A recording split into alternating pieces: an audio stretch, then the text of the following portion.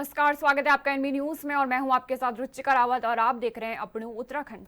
उत्तराखंड राज्य के गठन में उत्तराखंड की महिलाओं का बहुत बड़ा योगदान रहा है। उत्तराखंड सरकार भी राज्य में महिलाओं को लेकर के अनेक योजनाएं चला रही है। वही आपदा विभाग ने कार्यशाला में मुख्यमंत्री पुष्कर सिंह धामी ने महिलाओं के लिए आपदा सखी योजना शुरू करने की घोषणा की। प्रदेश में जल्द ही इस योजना की शुरुआत की जाएगी। योजना को लेकर मुख्यमंत्री पुष्कर सिंह धामी ने कहा कि राज्य में आपदा मित्र पहले से ही काम कर रहे हैं। वही आपदा सखी में महिलाओं का योगदान होगा। यह योजना महिला सशक्तिकरण और समाज को जागरूक करने की दिशा में एक कदम होगा। वही साथ ही मुख्यमंत्री धामी ने कहा कि आज महिलाएं अनेक क्षेत्रों में शानदार काम कर रही हैं।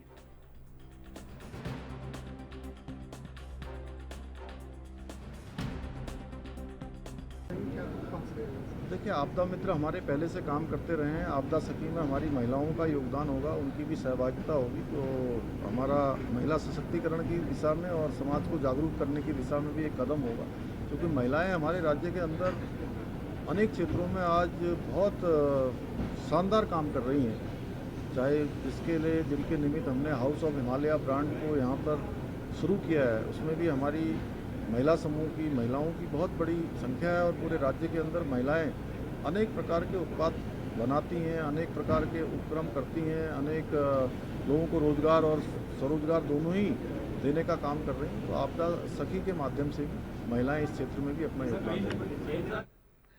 वही उत्तराखंड में चारधाम यात्रा पूरे जोरों पर है। अब तक 14 लाख से अधिक श्रद्धालु दर्शन कर चुके हैं। वही 36 लाख से अधिक यात्रियों ने रजिस्ट्रेशन कराया। गंगोत्री, यमुनोत्री, केदारनाथ, बद्रीनाथ और हेमकुंड साहिब में तीर्थ यात्रियों की भारी भीड़ उमड़ रही है। वही कैलाश मानसरोवर यात्रा में 30 जून से शुरू हो चुकी है। कोरोना के बाद पहली बार शुरू हो रही इस यात्रा में 250 श्रद्धालु भाग लेंगे। वही मुख्यमंत्री पुष्कर सिंह धामी ने बताया कि सभी मार्ग दुरुस्त कर दिए गए और यात्रा की तैयारियों को अंतिम रूप दिया जा रहा है।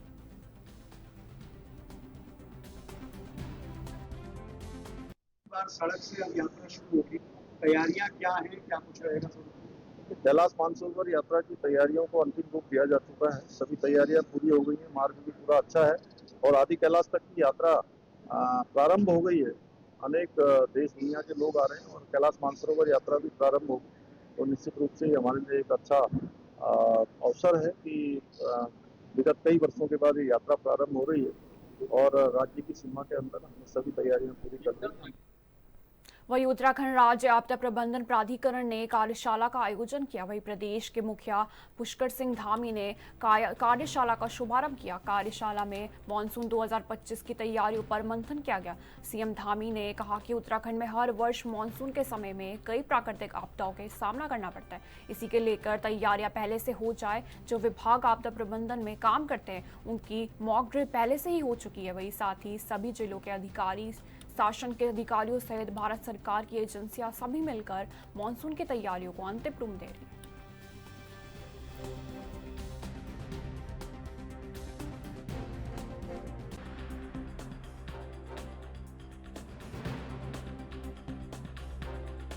क्योंकि हम लोगों को उत्तराखंड राज्य में प्रत्येक वर्ष मानसून के समय में अनेक प्रकार से आपदाओं का सामना करना पड़ता है। कहीं भूस्खलन के रूप में, कहीं हिमस्खलन के रूप में और कहीं अति वृष्टि, अत्यधिक बरसात के कारण। तो इन सब के लिए पहले से हमारी तैयारियां पूरी हो जाएं। जो भी विभाग आपदा प्रबंधन में काम करते हैं या सहयोग करते हैं, उन सब की एक तरह से मॉक ड्रिल पहले हो चुकी है और आज सभी जिलों के प्रमुख अधिकारीगण, जिलाधिकारी, शासन के सभी अधिकारी और भारत सरकार की एजेंसियां, राज्य सरकार की एजेंसियां और हमारे विशेषज्ञ सभी मिलकर मानसून से पहले जो तैयारियां हैं उसको अंतिम रूप दे रहे हैं। कहीं कोई कमी न रह जाए और क्योंकि आपदाओं को हम रोक नहीं सकते हैं, लेकिन उनके प्रभाव को कम कर सकते हैं, न्यून कर सकते हैं। इसी दृष्टि से ये कार्यशाला आज आयोजित की जा रही है। इसमें सभी पहलुओं पर दिन भर चर्चा होगी और उसके बाद जो निष्कर्ष निकलेगा उस पर कार्रवाई करेंगे। सर, आप वहीं मुख्यमंत्री पुष्कर सिंह धामी ने मॉनसून 2025 प्रिपेयर्डनेस कार्यशाला में हिस्सा लेते हुए आपदा सखी योजना शुरू करने की घोषणा की। यह योजना महिला स्वयं सेवकों को आपदा पूर्व चेतावनी, प्राथमिक चिकित्सा, राहत बचाव और मनोवैज्ञानिक सहायता जैसे कार्यों के लिए प्रशिक्षित करेगी। मुख्यमंत्री ने कहा, यह पहल न केवल महिला सशक्तिकरण को बढ़ावा देगी बल्कि आपदा प्रबंधन में समाज की सक्रिय भागीदारी को भी मजबूत बनाएगी। वही आपदा मित्र योजना की तर्ज पर शुरू की गई यह योजना आपदा की घड़ी में प्रभावी मदद साबित होगी।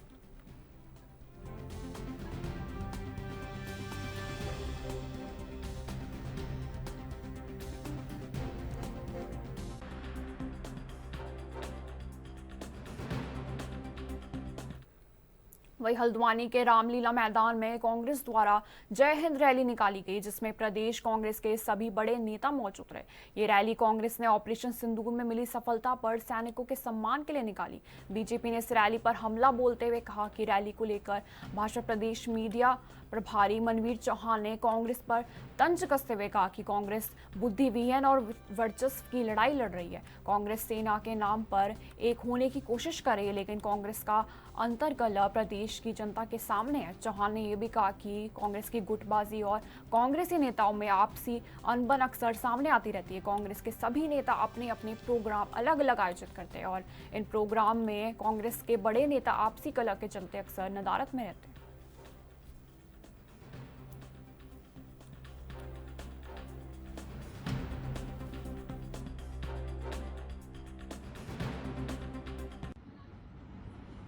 कांग्रेस पार्टी पूर्ण रूप से विचारहीन, मुद्दाविहीन हो गई है और कांग्रेस पार्टी में वर्चस्व की लड़ाई चल रही है और सेना के नाम पर जिस तरह से वो एक होने की कोशिश कर रहे हैं, लेकिन कांग्रेस पार्टी की जो अंतर्कलह है, कोई उनके विधायक प्रदेश अध्यक्ष के मंच पर शामिल नहीं होता है कि जब तक वो प्रदेश अध्यक्ष रहेंगे तब तक मैं कांग्रेस पार्टी में नहीं हूँ। और इसी प्रकार से उनके जो वरिष्ठ नेता हैं आदरणीय हरीश रावत जी, वो न्याय यात्रा निकाल करके अपनी वर्चस्व की लड़ाई लड़ रहे हैं, लेकिन वहां पर भी उनके वरिष्ठ नेतागण उनको स्वीकार नहीं कर रहे हैं। तो कहीं न कहीं जिस प्रकार से वर्चस्व की लड़ाई कांग्रेस में चल रही है वो बिल्कुल सामने आ रही है। लेकिन उत्तराखंड की जनता बहुत समझदार है, देश की जनता बहुत समझदार है। जिस प्रकार से कांग्रेस पार्टी पूरी दुनिया में देश का मखौल उड़ाने की कोशिश कर रही है, वो पूरी देश की जनता जानती है और कांग्रेस के विचारों को भी जानती है। वही ज्यादा जानकारी के लिए अपने संवाददाता अभिनव नायक से जुड़ रहे हैं। वही आप देख सकते हैं जय हिंद रैली में प्रदेश कांग्रेस ने कैसे यात्रा निकाली। ऑपरेशन सिंदूर की सफलता पर सैनिकों का सम्मान किया जा रहा है। वही इस पर भाजपा सवाल उठा रही है। भाजपा कह रही कि कांग्रेस की आपसी अनबन ही नहीं खत्म होती है, तो कैसे वो इस आयोजन में किस तरीके से कांग्रेस को देखते हैं, ये सब बताया जा रहा है। वही जय हिंद रैली में प्रदेश कांग्रेस ने ये बड़ी यात्रा निकाली है।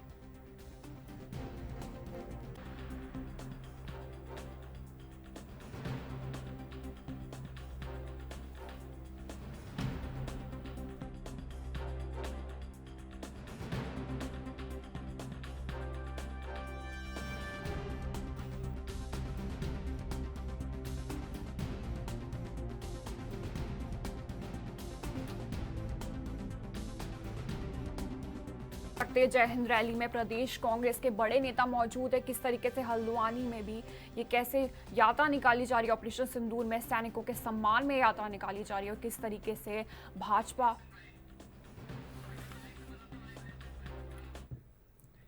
ज्यादा जानकारी के लिए संवाददाता अभिनव नायक से जुड़ लेंगे। अभिनव, आप बता सकते हैं किस तरीके से आयोजन किया जा रहा है और किस तरीके से कांग्रेस इसे आयोजन में भाजपा कैसे कांग्रेस को घेर रही है? बिल्कुल रुचिका, अगर बात करें तो हल्द्वानी में आज जो है कांग्रेस ने जय हिंद रैली निकाली है, जिसमें कांग्रेस के वरिष्ठ नेताओं के साथ साथ जो है उनके कार्यकर्ता भी शामिल रहे हैं और लगभग जय हिंद रैली जो है सेना के जो पहलगाम में हमले के बाद जो है जो सेना का पराक्रम दिखाया है पाकिस्तान में, और ऑपरेशन सिंदूर जो सेना की तरफ से चलाया गया है उसको लेकर आज जय हिंद रैली जो है कांग्रेस ने निकाली है। कहीं ना कहीं अगर बात करें तो लगातार इसकी तैयारियां कांग्रेस पिछले काफी लंबे समय से कर रही थी, और 1 जून का जो समय आज यानी कि हल्द्वानी में बड़े स्तर पर जो है एक रैली निकाली गई, और लगातार कहीं ना कहीं अगर मान के चल सकते हैं कि बीजेपी भी जो है कांग्रेस को लगातार घेरने का काम कर रही है। ऐसे में अगर जो बीजेपी के प्रदेश मीडिया प्रभारी है मनवीर सिंह चौहान, उनका कहीं ना कहीं बयान सामने आया, उन्होंने कहा है कि कांग्रेस जो है एक मंच पर कभी नहीं दिखती, हर तरफ जो है कहीं ना कहीं बिखरी हुई नजर आती है, और अब जो है कांग्रेस ऑपरेशन सिंदूर को भी लेकर कहीं ना कहीं राजनीति कर रही है। और जिस तरह से अब कांग्रेस के जो प्रदेश अध्यक्ष हैं करण महाराज, उनका बयान भी सामने आया है। उन्होंने कहा है कि कांग्रेस जो है इस तरह का कभी कुछ नहीं करती और ना किसी चीज को राजनीति से जोड़कर चलती है, क्योंकि ये जो है इस तरह जी की जो जो जय हिंद रैली आज हल्द्वानी में निकाली गई है, ये उनका काफी लंबे समय से इसकी तैयारी चल रही थी, क्योंकि जिस तरह से ऑपरेशन सिंदूर भारतीय सेना ने चलाया है उसी के सम्मान में यह यात्रा निकाली गई है।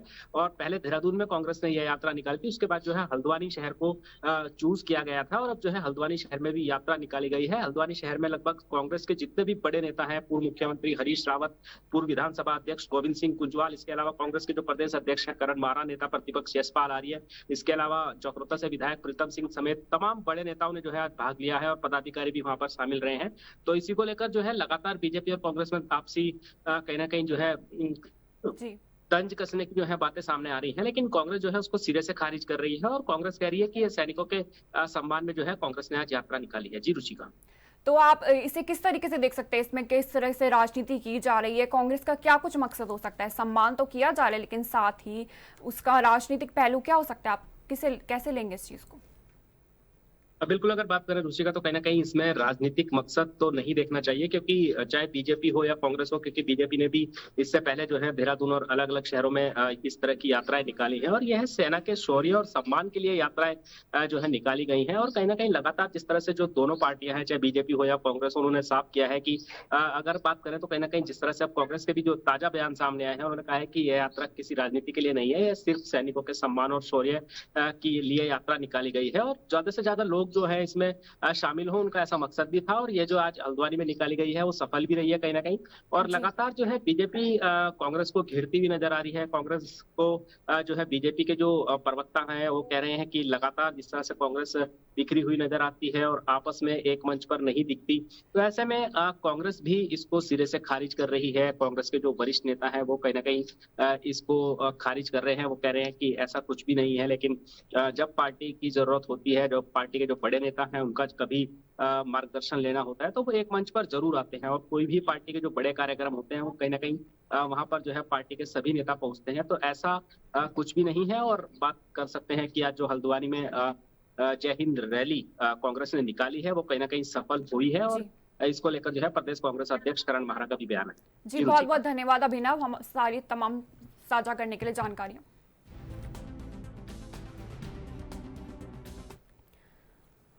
वही हरिद्वार के कनकल में पद्म भूषण से सम्मानित साध्वी ऋतंभरा के नवनिर्मित आश्रम का भव्य लोकार्पण समारोह आयोजित हुआ है। वही कार्यक्रम में उत्तराखंड के मुख्यमंत्री पुष्कर सिंह धामी और दिल्ली की मुख्यमंत्री रेखा गुप्ता भी उपस्थित रहीं। अखाड़ा परिषद अध्यक्ष सहित देश भर से कई प्रमुख संत और साधु संतों ने कार्यक्रम में शिरकत की और साध्वी ऋतंभरा का आशीर्वाद लिया।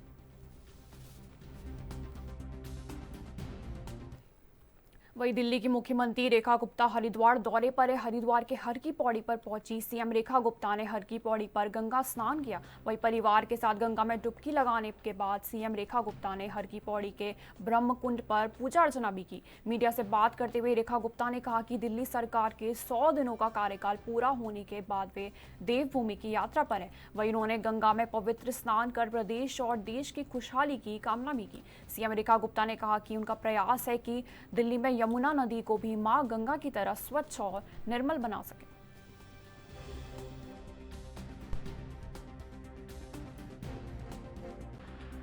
लेते हुए आज का ये स्नान मेरे लिए बहुत महत्वपूर्ण है। मैं लगभग अपने 100 दिन के कार्यकाल के बाद आज इस पुण्य भूमि देवभूमि उत्तराखंड में हरिद्वार में आई हूँ और गंगा जी में मैंने स्नान किया परिवार के साथ। मैं माँ गंगा के चरणों में यही नमन करते हुए प्रार्थना करना चाहती हूँ कि भारतवर्ष विकसित हो और उस विकसित भारत में विकसित दिल्ली भी अपना स्थान बनाए, आगे बढ़े और पूरे देश के लिए खुशहाली हमारी ये सरकार के माध्यम से आए और माँ गंगा का आशीर्वाद हमें मिले और यमुना जी को भी हम गंगा जैसी अविरल, स्वच्छ और सुंदर बना सकें। माँ का आशीर्वाद आज हमें मिला है। 100 दिन का कार्यकाल जो दिल्ली में हुआ है, ये मात्र एक संदेश है, एक कदम अपने लक्ष्य की ओर आगे है और हम चाहते हैं कि दिल्ली के जो अधिकार हैं, दिल्ली के लिए जो काम होने चाहिए, विकसित दिल्ली जैसी दिखनी चाहिए, उस दिशा में हम आगे बढ़ें और बेहतर काम करें। वहीं मुख्य सचिव आनंद बर्धन की अध्यक्षता में उत्तराखंड जल विद्युत निगम सभागार में ऊर्जा विभाग की समीक्षा बैठक हुई, जिसमें यूजेवीएनएल, पिटकुल और यूपीसीएल के कार्यों, प्रगति और रणनीतियों पर चर्चा की गई। वहीं मुख्य सचिव ने कहा कि प्रोजेक्ट्स की तकनीकी, आर्थिक और पर्यावरणीय स्वीकृतियां पहले सुनिश्चित करें, फिर ही निविदा जारी है। वहीं साथ ही उन्होंने सभी योजनाओं की नियमित मॉनिटरिंग और तय समय सीमा में प्रोजेक्ट्स पूर्ण करने के भी निर्देश दिए।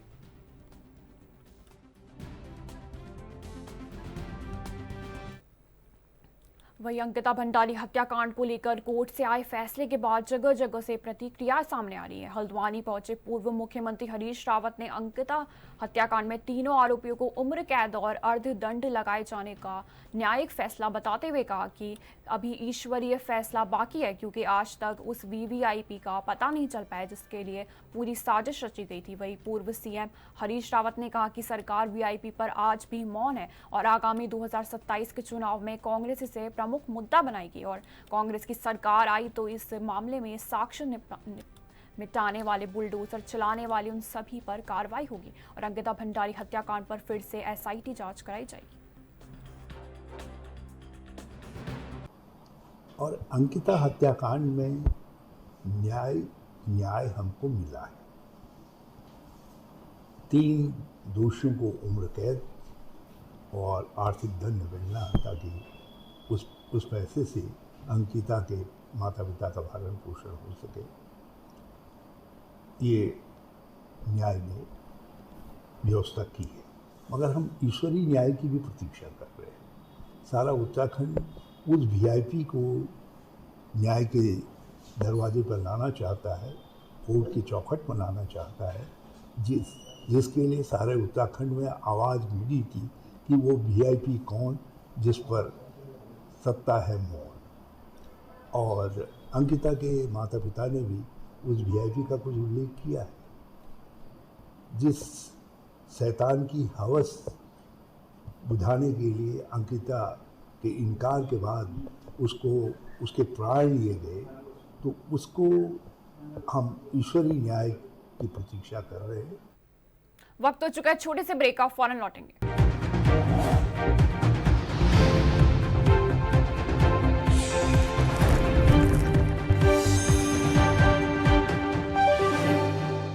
वही ब्रेक के बाद स्वागत है आपका। वही लगातार घाटे की ओर बढ़ रहे परिवहन निगम ने अब यात्रियों की सुध लेते हुए सख्त कदम उठाए। निगम प्रबंधन ने निजी बसों की बढ़ती संख्या को अपनी कमाई में गिरावट का कारण मानते हुए टास्क फोर्स के गठन का आदेश दिया। यह टास्क फोर्स बस अड्डा परिसरों में घूमने वाले निजी बस एजेंटों पर कार्रवाई करेगी और यात्रियों को रोडवेज बसों से सफर करने के लिए प्रेरित करेगी। वही पर्यटन के पीक सीजन में जहां पहले निगम की आय रोजाना 2 से 2.5 करोड़ रुपए तक होती थी, वही अब यह घटकर 1 से 1.25 करोड़ रुपए हो गई है। वहीं देहरादून, हरिद्वार और हल्द्वानी समेत कई शहरों से निजी बसों का संचालन हो रहा है और इनके एजेंट रोडवेज बस अड्डों तक पहुंच रहे हैं। इसे लेकर परिवहन विभाग ने सभी सहायक महाप्रबंधकों को निर्देश जारी किए हैं। 1 माह के लिए गठित इस टास्क फोर्स में स्टेशन इंचार्ज, लिपिक और कार्यालय सहायक शामिल रहेंगे। वही प्रत्येक डिपो और बस स्टेशन पर यह फोर्स एक रजिस्टर में बसों और यात्रियों का पूरा विवरण भी दर्ज करेगी। परिणाम बेहतर आने पर इस अभियान को आगे भी बढ़ाया जाएगा।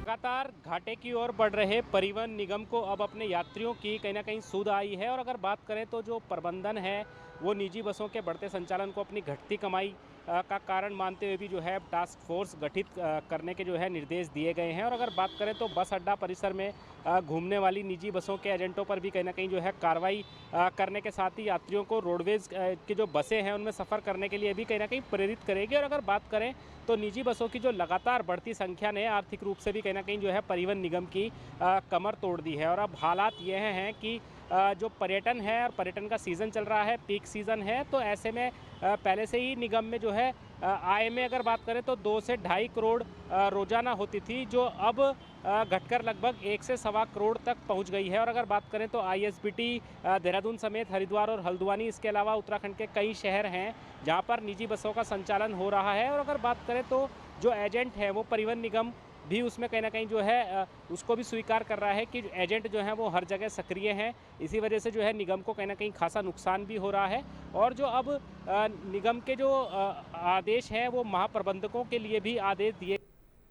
वहीं उत्तराखंड में 2023 में आयोजित इन्वेस्टर समिट में 3.5 लाख करोड़ के MOU साइन हुए थे। अब सरकार निवेश की ग्राउंडिंग का जश्न मनाने की तैयारी में, लेकिन कांग्रेस के उपनेता प्रतिपक्ष भवन कापड़ी ने सरकार पर तीखा हमला करते हुए पूछा है कि कितने उद्योग वास्तव में धरातल पर उतरे हैं। साथ ही उन्होंने सरकार से इन्वेस्टर समिट की पारदर्शिता और उद्योगों के पलायन पर जवाब मांगा। इसे जनता को गुमराह करने वाला प्रचार करा दिया।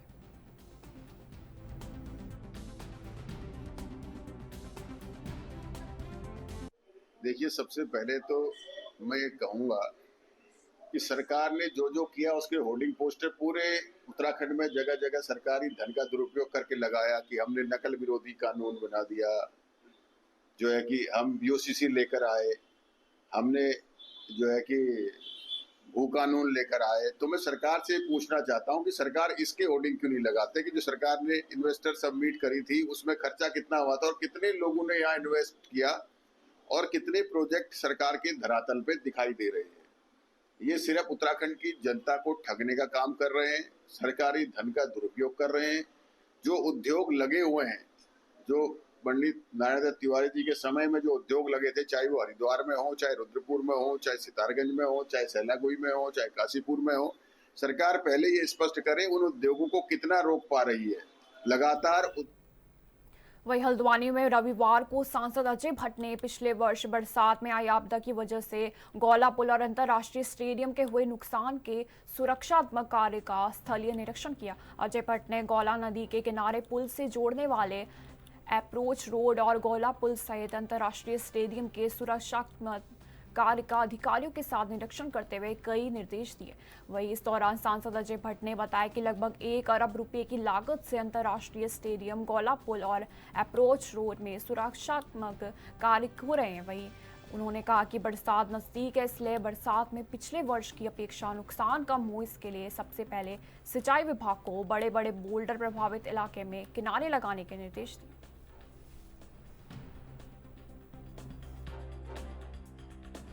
का होगा। NHAI के काम अभी नीचे इतने अच्छे चल रहे हैं, आप देख रहे हैं। और PWD की सड़क जो टूटी हुई थी पिछले 11 महीने से, वो इसलिए विलम्ब हुआ उसमें क्योंकि एक हमारे ठेकेदार महोदय ही न्यायालय चले गए थे। जब वो केस निर्णीत हुआ उसके विदिन 1 वीक, 1 हफ्ते के अंदर हमने काम प्रारंभ कर दिया था। मैं और हमारे MLA साहब और मेरे सारे कार्यकर्ता और यहाँ की जनता, हम सब लोगों ने सार्वजनिक रूप से बताया कि माननीय मुख्यमंत्री जी ने पैसा दे दिया है और हम आज गोला फोड़कर रोड के काम का शुरुआत कर रहे हैं। आज एक्शन साहब यहाँ पर हैं, उन्होंने बताया कि बहुत तेज़ी से काम चल रहा है। सिंचाई विभाग को पैसा जो नहीं मिला उसमें विलम्ब हुआ है, कई बार ऊपर नीचे फाइलें जाती हैं। बड़ा अमाउंट है, लगभग 30 करोड़ रुपए, तो वैसे ही नहीं पूरी पुष्टि के बाद जाता है। तो कई बार कई मीटिंग से हुई हैं और इस बार माननीय मुख्यमंत्री जी से मेरी वार्ता हुई थी। पूरी तरह से धनराशि मिल रही है। मैंने सिंचाई के जो माननीय हमारे यहाँ पर आए हैं, जितने भी एक्शन साहब हों, अन्य हों, सभी लोग माननीय हैं हमारे लिए। हमने उन सब से कहा है काम रोको मत, आप जितना रोक सकते हो। वही वीर चंद्र सिंह गढ़वाली पर्यटन स्वरोजगार योजना और दीनदयाल उपाध्याय अतिथि गृह योजना के तहत आवेदनकर्ताओं का साक्षात्कार मुख्य विकास अधिकारी दिवेश शासनी की अध्यक्षता में हुआ। वही 2025 से 26 के लिए अल्मोड़ा जिले से वाहन मद में 13 और गैर वाहन मद में 19 आवेदन मिले। सीडीओ ने सभी आवेदकों से योजना के अनुसार ही ऋण उपयोग करने की कहा। वही दस्तावेजों की गहन जांच करने के भी निर्देश दिए।